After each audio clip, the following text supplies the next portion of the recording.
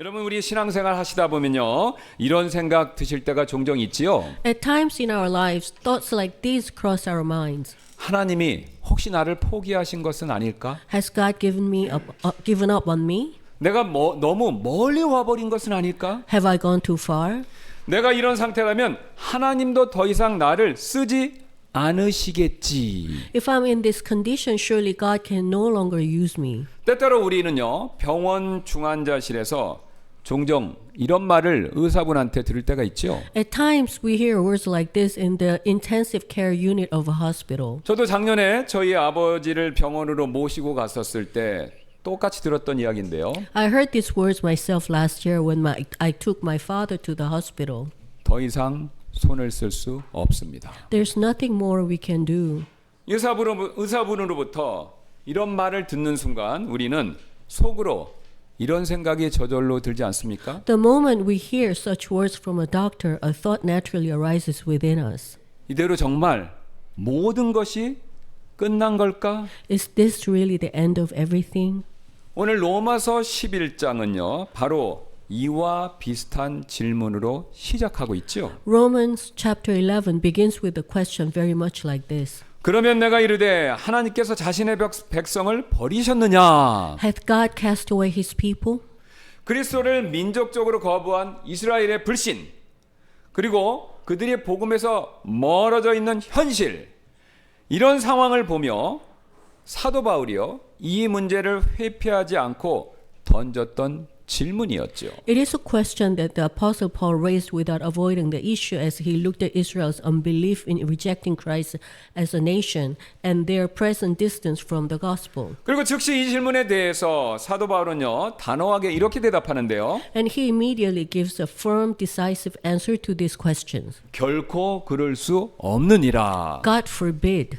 지금 사도 바울은요 하나님께서 자신의 백성을요 절대로 버리실 수 없다라고 그렇게 단언하고 있습니다. Here the Apostle Paul declares emphatically that God will never abandon his people. 사실 여러분 이 말씀 굉장히 중요한데요. 이 말씀은요 이스라엘을 향한 말씀만은 아니었죠. In fact, today's message is not directed only to Israel. 또한 지금 영적으로 낙심한 성도분이나 자기 자신의 신앙생활을 포기하고 싶어하는 그리스도인들, 그리고 하나님의 약속을 의심하는 우리 모두에게 사실 주시는 그 말씀입니다. The discouraged believers, Christians who feel like giving up on themselves, and all of us who find ourselves doubting God's promises, this message is given to us all. 왜냐하면요 하나님은요 이제 이스라엘의 하나님만이 아니라 이제는 우리 모두의 또한 하나님이시기 때문이죠. For God is not only God of Israel, but now the God of us all.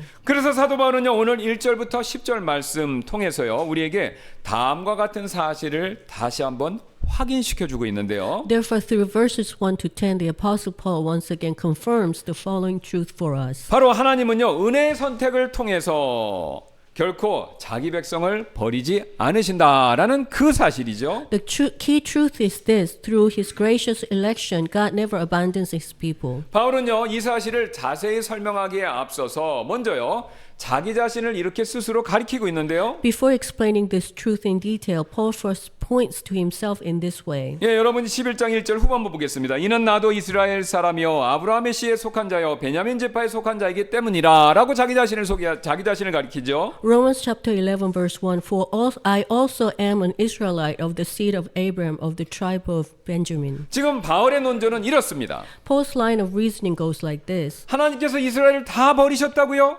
그렇다면 나는 무엇입니까? 이거죠. Has God rejected Israel completely? Then what about me? 즉 이스라엘을 다 몽땅 버리셨다면 자신도 버리셨어야 되는 것이 아니냐라는 것인데요. In other words, if Israel had truly been abandoned, then Paul himself would have had to be abandoned as well. 여러분 생각해 보시기 바랍니다. 교회를 핍박하고 그리스도를 대적했던 사울, 이 사울이요. 이제는 복음의 사도 바울이 된 이 일이야말로 하나님께서 여전히 이스라엘을 은혜로 택하신 증거다라는 것이죠. The fact that Saul, who once persecuted the church and opposed Christ, has now become the Apostle Paul is itself an evidence that God is still choosing Israel by grace. 그리고 그는요 여전히 하나님께서 이스라엘을 버리셨다라고 착각한 그 사람들을 위해서 엘리야를요 그 예로 2절 3절에서 이렇게 말씀하고 있습니다. And for those who mistakenly believe that God has rejected Israel, Paul presented Elijah as an example in verses 2 to 3. 예, 2, 3절입니다. 하나님께서는 자신이 미리 아신 자신의 백성을 버리지 아니하셨느니라.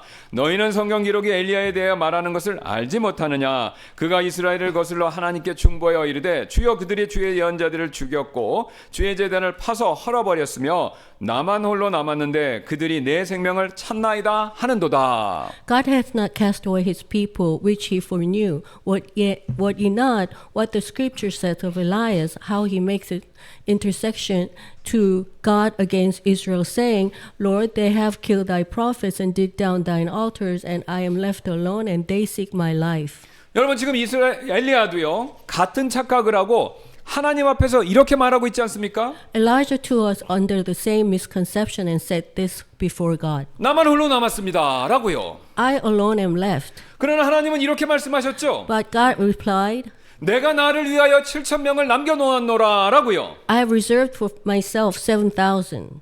여러분 우리는 없다라고 말했지만요 하나님께서는요 남겨두었다라고 말씀하셨습니다. We say there's none, but God says I have reserved. 그리고 바로 이 지점이 이 부분이 은혜입니다. And this is precisely where grace is found. 왜냐하면요 지금 이 남겨진 것은요 남겨진 사람들의 충성심 그것 때문이 아니라요 하나님의 은혜로운 선택 택하심 때문에 그렇습니다. For those who remain, do so not because of human faithfulness, but because of God's gracious choice. 그 사실을요 사도 바울은 5절에서 이렇게 설명하는데요.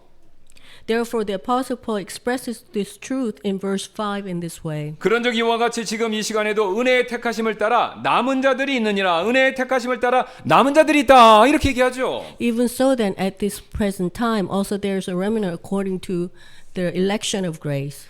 그렇다면 여러분, 우리가 은혜 굉장히 말하는데 은혜가 과연 무엇입니까? So then, what is grace? 은혜의 가장 중요한 특징은요. 여러 가지 특징이 있지만 가장 중요한 특징 가운데 하나는요.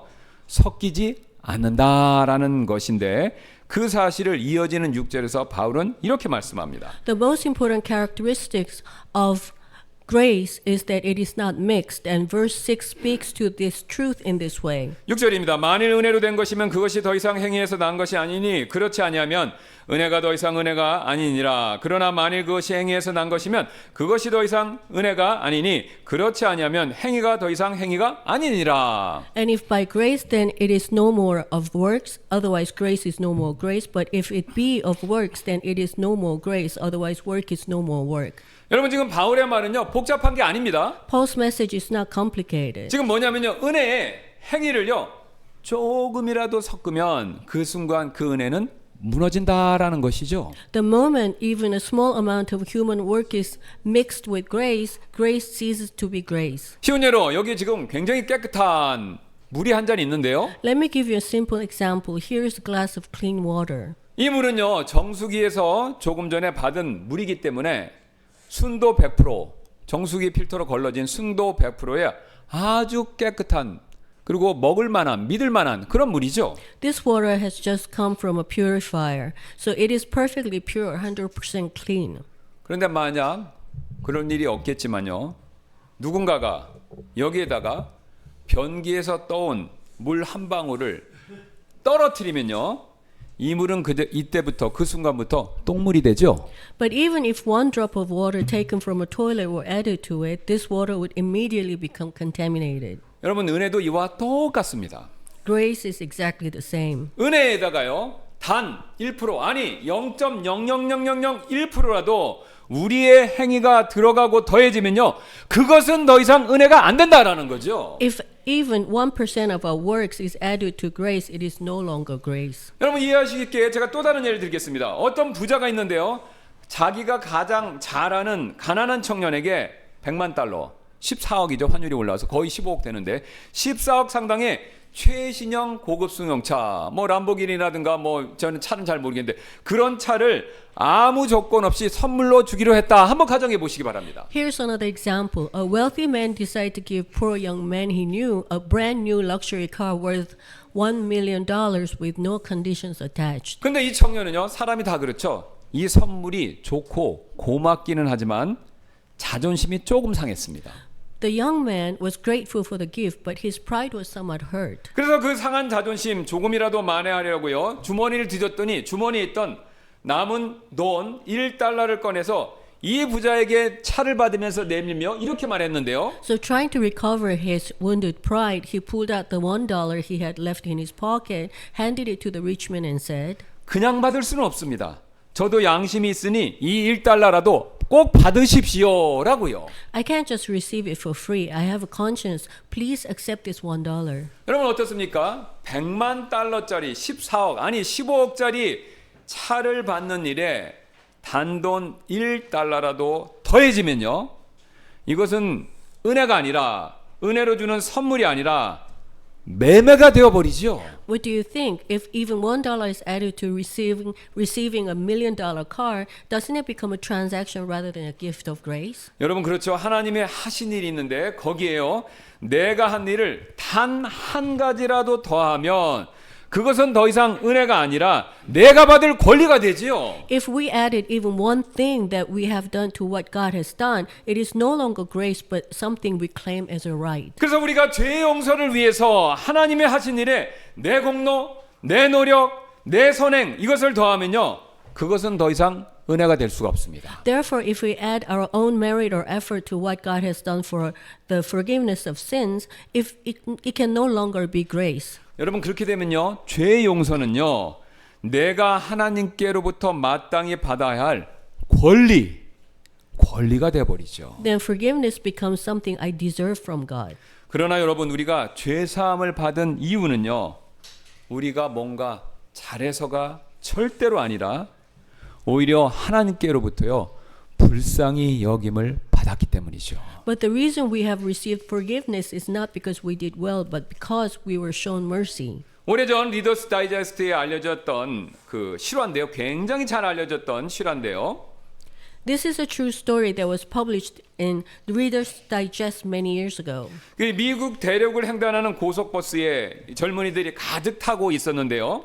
A long-distance bus crossing the American continent was filled with young people. 근데 미국의 이제 그 중서부의 한 정거장에서 남루한 옷차림의 한 청년이 그 버스에 딱 올라탔습니다. At a stop in the Midwest, a young man dressed in shabby clothes boarded the bus. 그 청년은요, 말없이 구석 뒤에 구석에 딱 앉아 있었는데 얼굴에는 굉장히 깊은 수심과 근심이 서려 있었습니다. He sat silent in a corner, his face filled with deep worry. 그러자 주변에 앉았던 젊은이들이 커피랑 도넛을 건네며 말을 걸자 그 청년은 조심스럽게 자신의 과거사를 털어놓았습니다. When some of the young people offered him coffee and started a conversation, he cautiously began to share his story. 그는요, 고등학교 때요, 집에 있던 돈을 싹 다 훔쳐서 가출했고 도시로 가서 방황하다가 결국 범죄를 저질러 감옥에 가게 되었다. 자기 사연을 그렇게 얘기를 했습니다. He said that when he was a high school student, he stole money from home and ran away, wandered in the city, committed crimes, and eventually went to prison.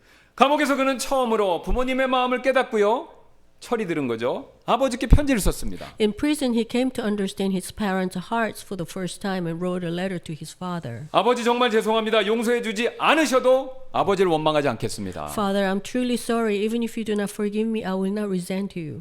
3일 후에 출옥해서 고속버스를 타고 오후 5시쯤에 마을 앞 버스 정류장을 지나갈 텐데 만약 저를 용서하신다면 정거장 앞 은행나무에 노란 손수건 하나만 걸어주세요. 3 days from now, I'll be released and will pass by a bus stop in front of our village around 5 in the afternoon.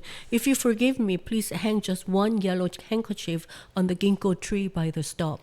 그 수건이 없다면 저는 그냥 지나가 다시는 돌아오지 않겠습니다. If there's no handkerchief, I'll simply pass by and never return. 드디어 버스가 이제 마을 근처에 다다르자 차 안에 있던 젊은이들이 모두 창가에 몰려서 그 은행나무를 막 찾았습니다. As the bus approached the village, all the young people crowded by the windows looking for the ginkgo tree. 그러나 정작 당사자인 그 청년은요, 너무 두려워서 고개를 들지 못하고 이렇게 숙이고 있었는데요. But the young man himself was too afraid to lift his head. 버스가 커브를 도는 순간 밖을 보던 사람들이 갑자기 환호성을 막 질렀습니다. As the bus rounded a curve, those looking outside suddenly shouted with joy. 은행나무 가지마다 노란 손수건이 가득가득 매달려 있었고요.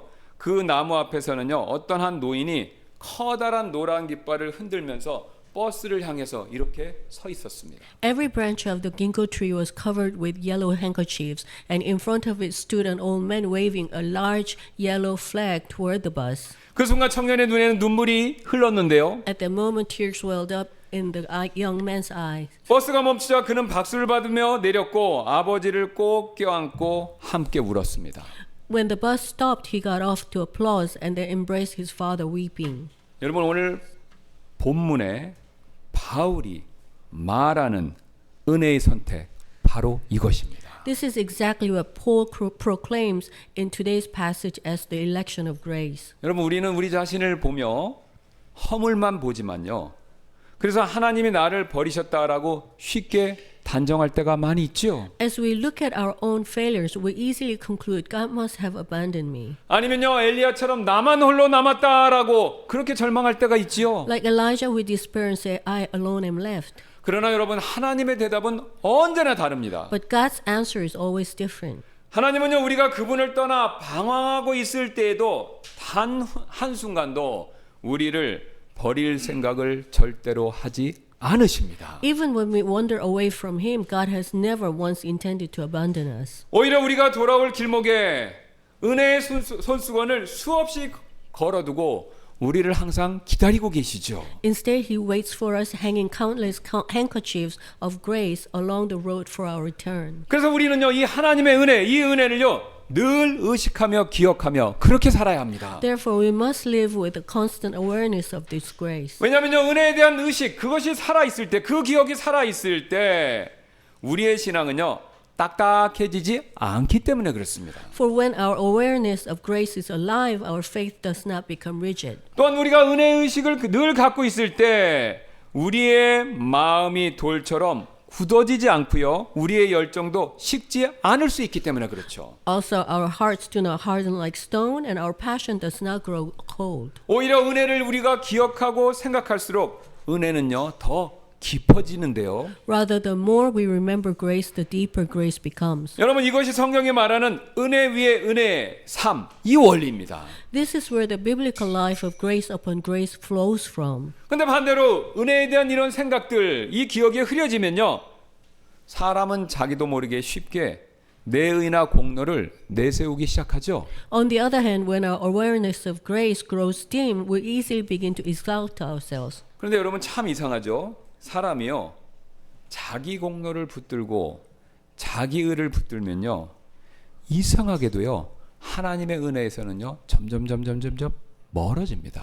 The more we cling to our own merit, the farther we drift from God's grace. 사실 이런 모습, 우리 누구에게나 있는 연약함이죠. In fact, this is a weakness common to all of us. 여러분, 이 위대한 사도 바울조차도 이런 위험에서 자유롭지 않았기 때문에 하나님께서는요, 그에게 하나님의 은혜를 까먹게 만드는 그 교만, 이것을 제어하는 장치로 우리가 잘 아는 육체의 가시, 이것을 허락하신 것 아닙니까? Even the Apostle Paul was not free from this danger, so God allowed him a thorn in the flesh as a safeguard against pride. 하나님께서 육체의 가시를 허락하신 이유, 그것을 거저가시지 않은 이유는요, 그가 미워서가 아니죠. 그렇게 하신 이유는요, 바로 바울로 하여금 은혜를 망각하고 은혜의 자리에서 떠나지 않게 하시기 위해서 그것을 허락하신 것입니다. God did this so that Paul would not depart from the place of grace. 그래서 우리는요, 자기의와 공로로 쉽게 교만해질 수 있는 나 자신을 경계하며 날마다요, 하나님의 은혜를 의식하고 기억하며 감사하는 삶을 사셔야 합니다. Therefore, we must guard ourselves against pride rooted in self-righteousness and merit, and live each day consciously, grateful for the grace of God. 근데 오늘 11장은요, 하나님의 은혜에 대해서 여기서 멈추지 않고 또 다른 사실을 가르쳐 주는데요. But God's grace does not stop here. 사도 바울은 이어지는 더 큰 하나님의 은혜 그것을요 11절부터 24절에서 이렇게 말씀하고 있죠. The Apostle Paul goes on to speak of a even greater grace of God in verses 11 to 24. 바로 하나님은요 인간의 불순종조차 구원의 도구로 사용하신다라는 놀라운 사실이죠. Namely, God uses even human disobedience as an instrument of salvation. 여러분 사도 바울은 11절에서 두 번째 질문을 다음과 같이 던지는데요. In verse 11, the Apostle Paul raises a second question. 예, 11장 11절 가서 같이 보시겠습니다. 그러므로 내가 이르노니 그들이 넘어지기까지 실족하였느냐? Romans chapter 11, verse 11. I say then, have they stumbled that they should fall? 그리고 다시 이렇게 외치죠. And he cries out once again. 결코 그럴 수 없느니라 오히려 그들의 넘어짐을 통해 구원이 이방인들에게 이르렀으니 이것은 그들을 자극하여 질투하게 하려 함이니라. God forbid, but rather through their fall salvation come unto the Gentiles for to provoke them to jealousy. 여러분 지금 이스라엘의 불신은요 우리 생각과 다르게 하나님의 큰 구원의 계획을 망친 사고가 아니었습니다. Israel's unbelief was not an accident that ruined God's plan. 오히려 그들의 불신이요 하나님의 더 큰 구원의 통로가 되었다라는 역사를 얘기하는데요. Rather, it became a pathway to God's great salvation. 즉 그들이 넘어짐을 통해서 구원이요 이방인들에게까지 이르렀다 이렇게 얘기하고 있습니다. Through their stumbling, salvation came even to the Gentiles. 여러분 여기서 우리는요 굉장히 중요한 한 가지 사실을 배우게 되는데요. From this, we learn one important truth. 여러분 인간의 실패는요 하나님의 실패가 아니다라는 놀라운 사실이죠. Human failure is not God's failure. 하나님은요 우리가 망쳐놓은 우리가 엉망으로 만든 그 자리에서도요 구원의 길을 다시 여실 수 있는 분이시죠. God opens the way of salvation even in the places we have ruined. 사실 우리 이방인 성도들은요 여러분 저와 여러분 부모님 가운데 유대인이신 분이 있으시나요? 없죠. 우린 다 이방인인데 이방인 성도들은요 오늘 본문의 바울의 비유에 따르면 야생 올리브 나무였다라고 그렇게 얘기하죠. In fact, according to Paul's metaphor, we Gentile believers were wild olive branches. 그런데 은혜로 우리의 행위와 노력이 아닙니다. 오직 은혜로 좋은 올리브 나무에 젖붙임을 받게 되었습니다. Yet by grace we were grafted into the cultivated olive tree. 그래서 이 사실에 근거해서 바울은요 우리에게 이런 경고를 주는데요. Therefore, Paul gives this warning. 가지들을 거슬러서 너희가 자랑하지 말라라는 것이죠. Do not boast against the branches. 왜 우리가 자랑하면 안 될까요? Why is that? 여러분 뿌리가 가지인 우리를 지탱해 주기 때문이죠. Because it is the root that supports us. 바울은요 이 신비로운 구원의 원리 이것을 설명하기 위해서 당시 농업을 하던 사람들 농부들인 사람들이 잘 알던 젖붙임의 비유를 드는데 다 같이 23절 말씀 가서 한번 보시겠습니다. To explain this mysterious principle of salvation, Paul uses the well-known metaphor of grafting. Let us all look together at verse 23. 23절입니다. 그들 또한 만일 그들이 불신에 여전히 거하지 아니하면 젖붙여 지리니 젖붙임 얘기하죠. 이는 하나님께서 능히 그들을 다시 젖붙이실 수 있기 때문이라. And they also, if they abide not still in unbelief, shall be grafted, and God is able to graft them in again. 그런데 사실 지금 바울이 말하는 이 젖붙임은요 원해학 여러분 아시죠? 그 원해학적으로 보면 아주 이상하고 오히려 비상식적인 이야기가 됩니다. In fact, from a horticultural perspective, the grafting Paul describes is very strange and counterintuitive. 왜냐면요 보통 농부들이 이 젖붙임을 할 때는요 좋은 나무가지 이걸 잘 들으셔야 됩니다. 나무가지가 좋은 나무가 있으면요 그 좋은 나무의 가지를 꺾어서 덜 좋은 야생 나무의 뿌리에 붙이는 게 이게 상식적인 젖붙임입니다. 자, 좋은 것에 떼어내서 나쁜 것에 붙이는 게 이게 일반적인 젖붙임인데요. Normally, when farmers graft branches, they cut a branch from a cultivated tree and graft it onto the root of a wild tree. 예, 화면을 봐주시기 바랍니다. Please look at the screen. 자, 이런 식으로 해야 여기 보세요. 지금 나쁜 나무에 좋은 것을 넣어야 된다. 이래야 그 좋은 나무가 난다는 거죠. 이렇게 해야 척박한 땅에서도 잘 견디는 야생의 생명력 위에 품질 좋은 열매를 맺는 가지가 붙어 있어서 좋은 결실을 맺는다라는 거죠. 여기 핵심은 뭐냐면요. 야생 덜 좋은 곳에 좋은 것을 붙여서 좋은 열매를 그 가지로부터 맺게 한다. 이게 일반적인 접붙임입니다. This is done so that branches bearing high quality fruit can be grafted onto the hardy vitality of a wild tree that can endure even poor soil, resulting in a good harvest. 근데 오늘 본문에서 하나님이 하시는 방법은요. 이거와 정반대입니다. However, in today's passage, God's method is exactly the opposite. 24절 말씀 보면요. 하나님은요. 본래 야생 올리브 나무였던 우리를 꺾어 안 좋았던 우리를 꺾어서 좋은 올리브 나무에 붙이셨다. 이것과 정반대 방법을 얘기하죠. 자, 여러분 보세요. 좋은 걸 꺾어서 좋은 걸 꺾어서 나쁜 거에 붙여야 좋은 가지로부터 좋은 게 나오는데 하나님은 반대로 나쁜 걸 꺾어서 좋은 것에 붙이셨다. 거꾸로 붙이셨다라고 말씀하죠. In verse 24, God says that we who originally wild olive trees were cut off and grafted into a cultivated olive tree. 24절입니다. 왜냐하면 내가 본래 야생 올리브 나무에서 잘려 안 좋은 거죠. 덜 좋은 거죠.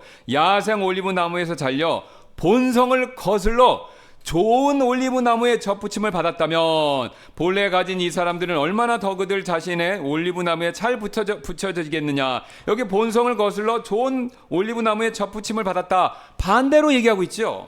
Romans chapter 11 verse 24, For if thou were cut out of the olive tree which is wild by nature and were grafted contrary to nature into a good olive tree, 그래서 지금 원의 how much 전문가들은요. more shall these which be natural branches be grafted in their own olive tree? 예, 그래서 지금 원의 전문가들은요. 방금 읽었던 24절 전반부 대목에서 다음과 같은 이유로 고개를 저으면서 이거를 받아들이지를 못하는데요. At this point, the horticultural experts would shake their heads for the following reason. 바울이 말하는 것은 불가능합니다. 질 나쁜 야생 가지를 아무리 좋은 나무에 붙여봤자 그 가지는 끝까지 질 나쁜 야생 열매만 맺을 뿐입니다. 라고 이게 비상식이다 이렇게 얘기하죠. That's impossible no matter how well you graft a poor quality wild branch onto a good tree, that branch will continue to bear only poor wild fruit. 왜냐하면 가지의 성질은 변하지 않는다는 것이 자연의 법칙이기 때문이죠. 그러니까 나쁜 걸 좋은 거에 붙였으니까 나쁜 가지에서 좋은 게 나온 게 아니라 나쁜 게 나와야 되는데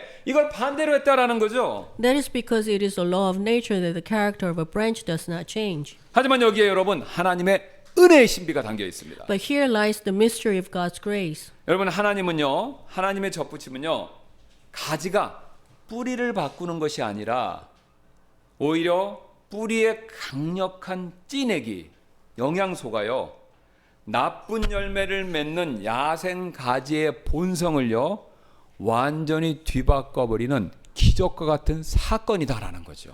God's grafting is not about the branch changing the root. It is an event in which the powerful sap of the root completely transformed the nature of a wild branch that bears bad fruit.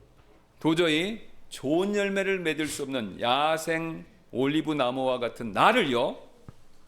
예수 그리스도라는 거룩한 뿌리에 거기에 접붙이는 순간 뿌리로부터 올라오는 생명이요. 그 생명의 진액이 나의 죄된 본성을 이기고 거룩한 열매를 맺게 한다. 이 놀라운 신비를 얘기하고 있죠. When a branch like us, wild olive branches, incapable of bearing good fruit, is grafted into the holy root, Jesus Christ, the life-giving sap flowing from the root overcomes our sinful nature and enables us to bear holy fruit. 그래서 같은 사실을요. 예수님께서 요한복음 15장 5절에서 이렇게 말씀하신 적이 있죠. That is why Jesus spoke of the same truth in John chapter 15, verse 5, saying this, 나는 포도나무요 너희는 가지니라. 그가 내 안에 거하고 내가 그의 안에 거하는 바로 그 사람은 열매를 많이 맺나니 이는 너희가 나 없이는 아무것도 할 수 없기 때문이라 라고요. I am the vine, ye are the branches. He that abideth in me, I am in him. The same bringeth forth much fruit, for without me ye can do nothing. 여러분 이것이요. 이 사실이 우리가 결코 주님 안에서 자랑할 수 없게 만드는 가장 중요한 이유가 되고 있습니다. This is why we can never boast. 왜냐면요. 지금 내가 맺고 있는 어떤 사랑의 열매가 있다고 하면요. 또한 봉사의 열매가 있다고 하면요. 또 믿음의 열매가 있다고 한다면요. 이 모든 열매들은요. 나라는 나 자신의 가지의 능력에서 나오는 것이 절대로 아니기 때문에 그렇습니다. For the fruit of love, service, and faith that we bear never comes from the ability of the branch that is from ourselves. 그런 열매들은요, 전적으로 내가 붙어 있는 뿌리, 그 뿌리의 능력에서 나온 열매들이다라는 것이죠. It comes entirely from the power of the root to which I am attached. 그래서 18절은요, 그 사실을 이렇게 분명하게 선언하고 있는데요. That is why verse 18 makes this truth so clear. 내가 그 뿌리를 지탱하는 것이 아니요. 그렇죠. 가지인 내가 뿌리를 지탱하는 것이 아니라 오히려 그 뿌리가 너를 지탱하는 것이라. 뿌리가 나를 지탱해서 열매를 맺는다라고 얘기하죠. Thou bearest not the root thee. 우리가 신앙생활 오래 하시다 보면 나도 모르게 이런 착각에 쉽게 빠질 때가 있죠. 아, 이제 나도 제법 괜찮은 신앙 경력을 가진 나무가 되었으니 내가 맺은 열매 좀 봐봐 라고요. As we live the Christian life for a long time, we can easily fall into this kind of illusion without realizing it. I've become a pretty good branch now. Just look at my fruit. 여러분, 그러나 우리는 기억하셔야 됩니다. 우리는요, 본래 야생 나무 가지였습니다. But remember, we were originally wild branches. 게다가 우리가 잘나서 이렇게 접붙임을 받은 것이 아니라 뿌리 대신 주님이 현재도 우리를 붙들고 계시기 때문에 지금과 같은 신앙생활을 우리가 할 수 있는 것이죠. We're not grafted in because we are good enough. Rather, we are able to live this life of faith because of Lord who is the root is holding us fast. 그래서 저는 지금 여러분들에게 이런 질문을 드리고 싶은데요. I would like to ask you this question. 혹시 여러분 곁에 아직 주님께 접붙임 받지 않은 야생가지 같은 불신의 이웃이나 가족들 있으시나요? Is there perhaps a neighbor or family member around you who is still like ungrafted wild branch? 혹은 나보다 늦게 예수님께 접붙여진 성도들을 바라보면서 나는 그래도 저 사람보다 나라고 혹시 생각하실 때 있나요? Or do you find yourself thinking I'm better than that person when you see a believer who was grafted in later than you? 여러분, 그럴 때마다요, 오늘 이 거꾸로 된 하나님의 은혜의 접붙임, 이거를 꼭 기억하셔야 합니다. Each time, remember this reversing grafting. 저와 여러분, 오늘 이 자리에 이렇게 있을 수 있는 거, 저와 여러분의 어떠함 때문이 아니라요, 오직 나를 지탱해주는 하나님의 그 뿌리로부터 오는 은혜, 그 은혜 때문이죠. The reason I'm here today is not because of who I am, but solely because of the grace of the root that sustains me. 그래서 저와 여러분은요, 어떠한 경우에도 절대로 높은 마음을 품지 마셔야 합니다. Therefore, we must not become proud. 왜냐하면요, 우리는 모두 다 접붙임을 받은 하나님의 은혜에 붙여진 사람들이기 때문에 그렇죠. For we are all people who have been grafted in. 그래서 우리는요, 이 은혜를 기억하며 항상 저와 여러분은 겸손하셔야 합니다. Thus, remembering this grace, we must always remain humble. 우리는 지금까지 1절부터 10절 말씀 통해서 하나님의 은혜의 선택을 통해서 결코 자기 백성을 버리지 않으신다라는 그 사실을 살펴보았죠. So far through verses 1 to 10, we've seen that God never abandons his people through his gracious election. 또한 11절, 24절 말씀 통해서 하나님은 인간의 불순종조차 구원의 도구로 사용하신다, 그 사실을 살펴봤죠. Through verses 11 to 24, we have also seen that God uses even human disobedience as an instrument of salvation. 그리고 오늘 사도 바울은요, 이제 마지막으로 25절부터 36절을 통해서 우리에게 다음과 같은 진리를 전하는데요. And now finally through verses 25 to 36, the apostle Paul delivers the following truth to us. 여러분, 하나님의 구원 계획은요, 결국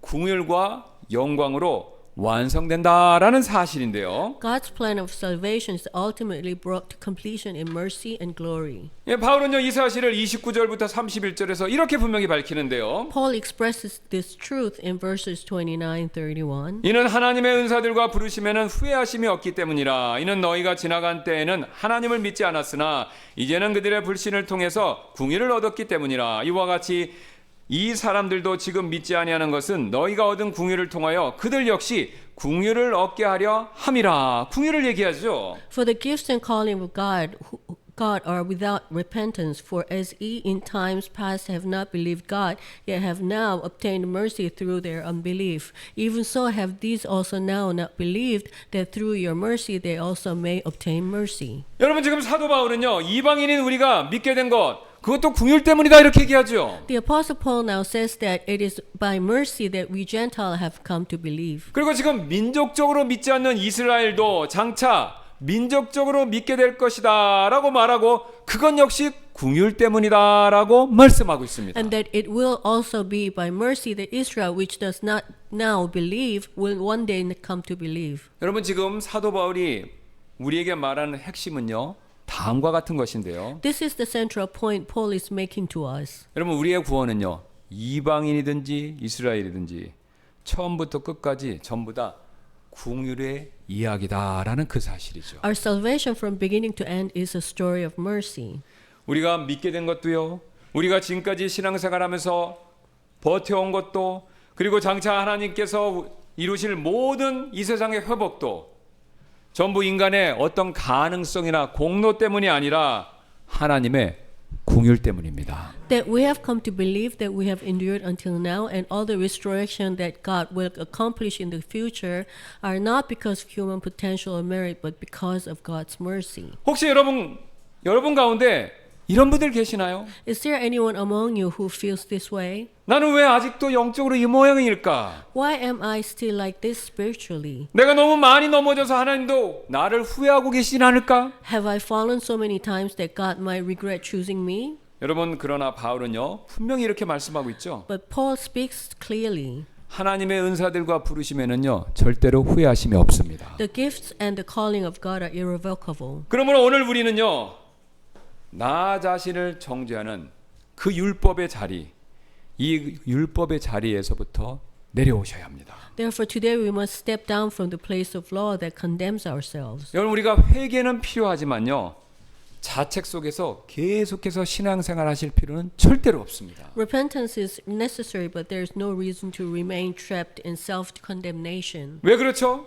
우리가 무엇을 잘라서 우리를 불러주신 것이 아니라 하나님의 궁율하심 때문에 우리를 부르셨고 그 하나님의 궁율하심에는요 우리가 잘하든 못하든 항상 불변하고 변함이 없기 때문에 그렇습니다. For God did not call us because we are worthy, but because of His mercy, and that mercy does not change. 그래서 바울은요 31절에서 이렇게 말씀하는데요. Paul says this in verse 31. 너희가 얻은 궁율을 통하여 그들 역시 궁율을 얻게 하려 함이라라고요. Through your mercy they also may obtain mercy. 여러분 이 말이 뭘 의미하고 있습니까? What does this mean for us? 여러분 내가 궁율을 받았다면요 똑같이 다른 사람도 궁율을 받을 것이다. 바로 이 뜻이죠. If I have received mercy, does it not mean that others will receive the same mercy as well? 그래서 저와 여러분이 지금 각각에 서 있는 신앙의 위치는요.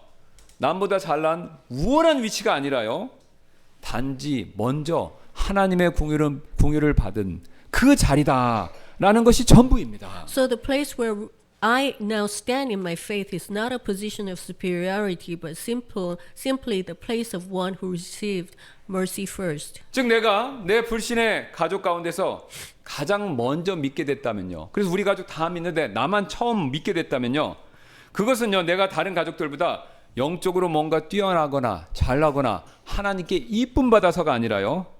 단지 궁율을 그분들보다 먼저 입은 것뿐 이게 전부입니다. That is, if I was the first among my unbelieving family to come to faith, it is not because I was spiritually better than the others, but simply because I received mercy first. 그래서 오늘 이 말씀은 우리에게 이런 강한 도전을 주는데요. Therefore, this passage presents us with the following challenge today. 우리가 한번 생각해 보셔야 되죠. 그래서 내가 아직 믿지 않은 내 가족을 향해서 나는 너무 쉽게 판단하고 있지는 않은가 한번 자문해 보셔야 됩니다. Am I too quick to judge my family members who do not yet believe? 여러분 그런 쉬운 판단을 내리면요. 저 사람 안 될 거야. 저 사람 구원 못 받을 거야 라고 생각하고 하나님의 궁율을 받으실 하나님의 궁율을 입게 될 그 가능성까지 쉽게 닫아버릴 수 있다라는 것이죠. As a result, have I thought that person will never change, and in doing so closed off even God's possibilities? 또한 지금 내가 다른 사람들보다 신앙적으로 조금이라도 앞섰다라고 그렇게 느낄 때가 있으시죠? 그럴 때가 계시죠? Do you feel that you're spiritually a little ahead of others right now?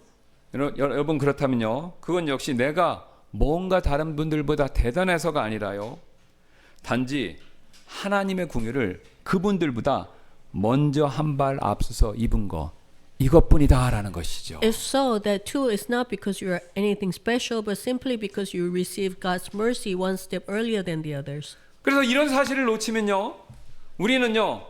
나보다 신앙이 부족한 분들을 보고 마음속으로 저분하고 신앙생활 같이 못하겠네라고 쉽게 판단하며 선을 긋기가 쉽지요.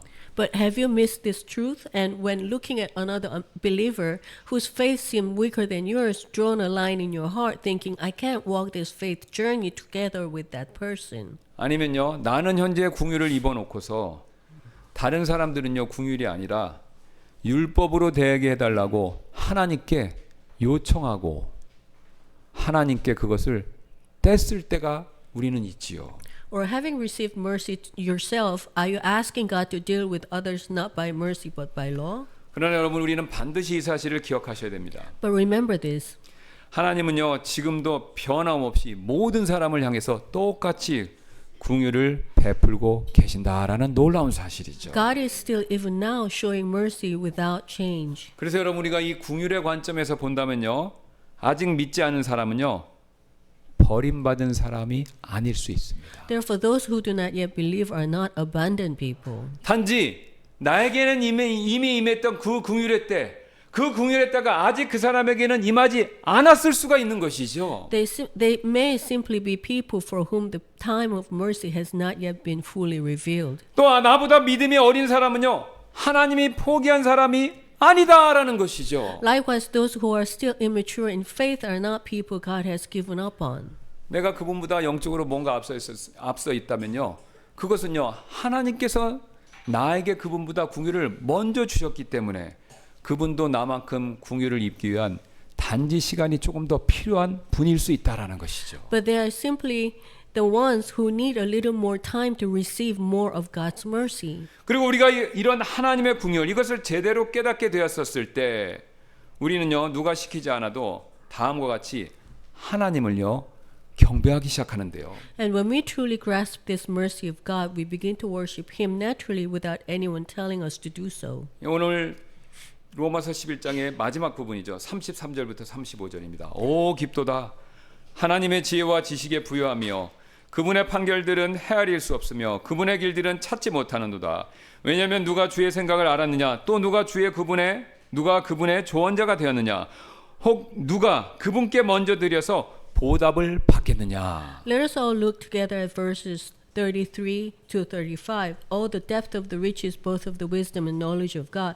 How unsearchable are His judgment and His ways past finding out. For who hath known the mind of Lord, or who hath been His counselor, or who hath first given to Him, and it shall be recompensed unto Him again. 여러분 오늘 본문에 나오는 이 찬양은요. 로마서 11장을 쭉 읽다 보면요. 바울이 이 찬양은요.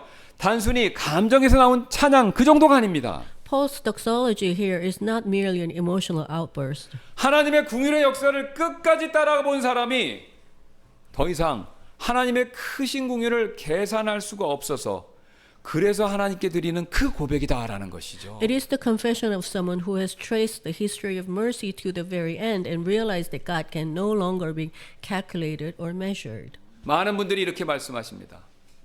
우리가 하나님이 하시는 일을 이해할 수가 없을 때 그때 바로 넘어지기 가장 좋은 때가 아니냐라고요. 여러분 그렇지 않습니다. 하나님이 하시는 일을 이해할 수 없을 때가요. 바로 하나님께 엎드려 예배드리기에 가장 좋은 때입니다. In fact, when we cannot understand what God is doing, that is not the moment when we are most likely to stumble and fall, but rather the time to fall on our knees and worship. 여러분 욥을 한번 생각해 보세요. 욥은요. 자신의 고난의 이유를 굉장히 고민하다가 하나님께로부터 하나님이 행하시는 놀라운 일들, 이해할 수 없는 일들을 들었었을 때요. 주님 저는 신앙생활 포기할래요. 이렇게 낙담하는 대신에 오히려 엎드려서 다음과 같이 하나님을 경배했습니다. As Job wrestled with the reasons for his suffering and then heard of the incomprehensible things God had done, instead of saying in despair, I will give up my faith, he fell down and worshipped. 욥기 40장 1절부터 4절인데요. 또 주께서 욥에게 응답하여 이르시되 보세요. 전능자와 다투는 자가 그것을 가르치겠느냐. 내가 허락한 이 모든 일에 대해서 네가 나를 가르치겠느냐. 하나님을 책망하는 자는 그것에 대답할지니라 하시더라. 이에 욥이 주께 응답하여 이르되 보시옵소서. 나는 비천한 자이오니 내가 주께 무엇을 대답하리이까. 내가 내 손으로 입을 막으리이다. Job chapter 40, verses 1 to 4.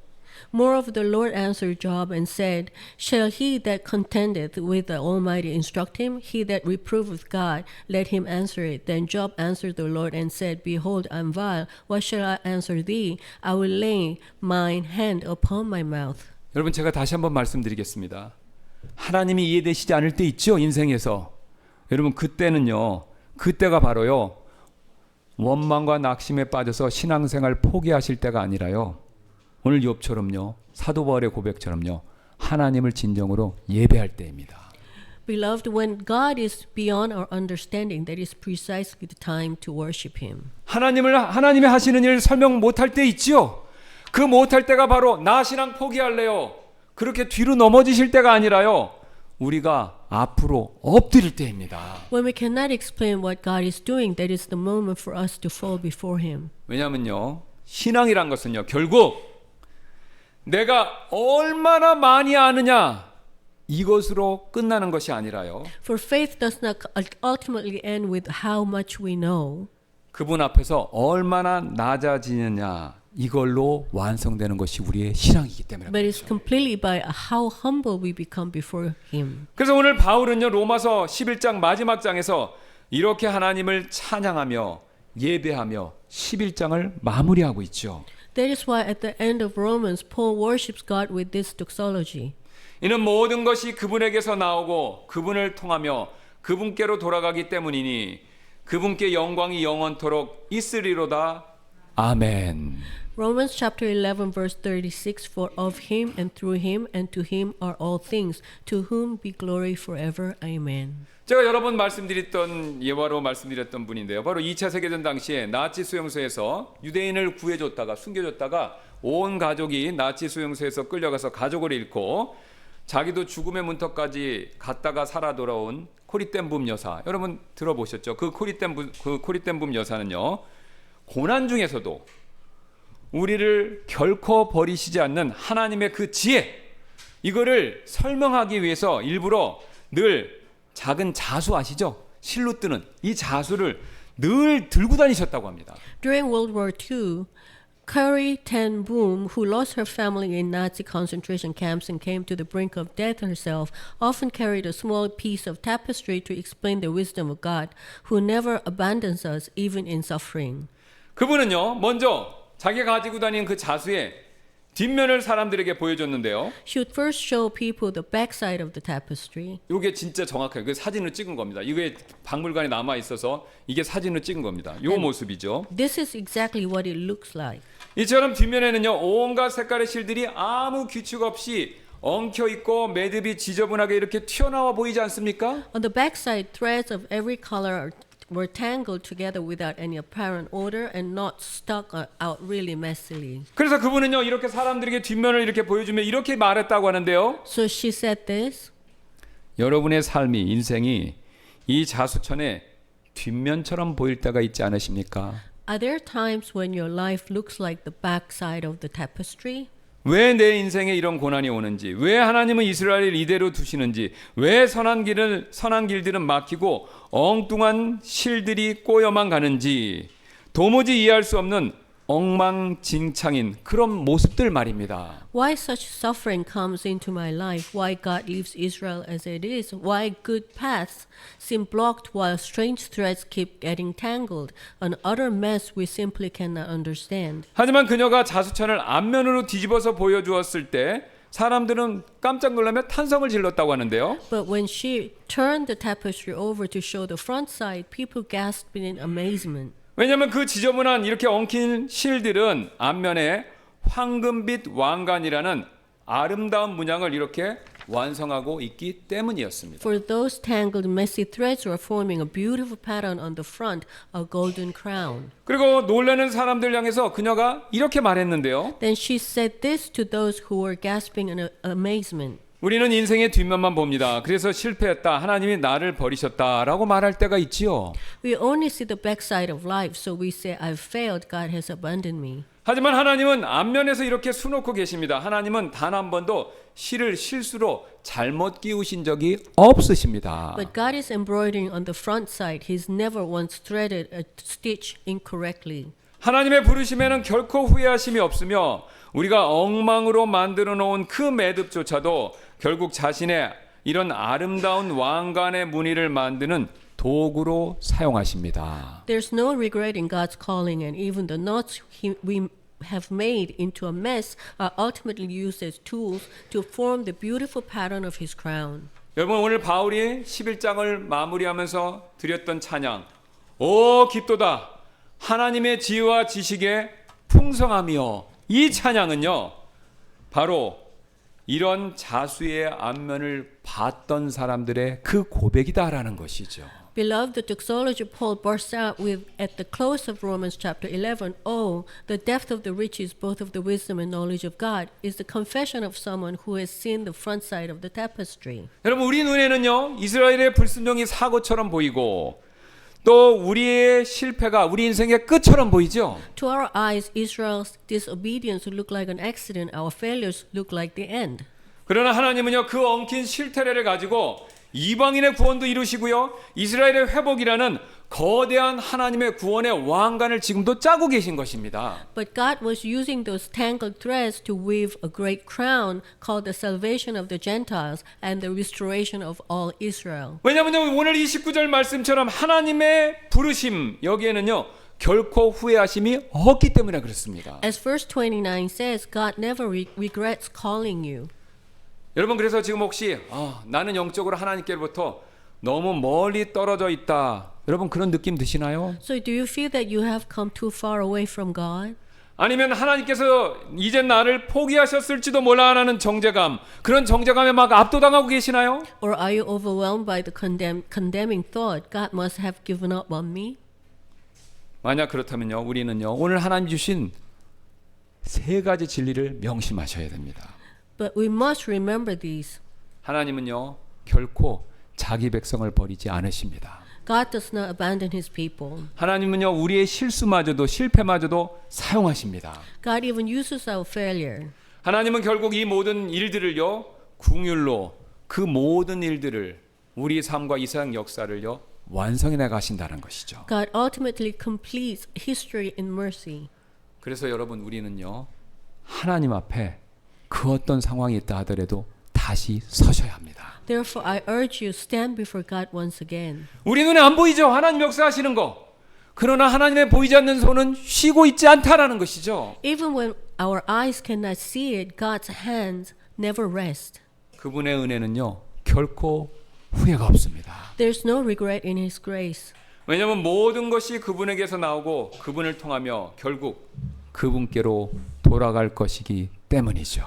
For from Him and through Him and to Him are all things.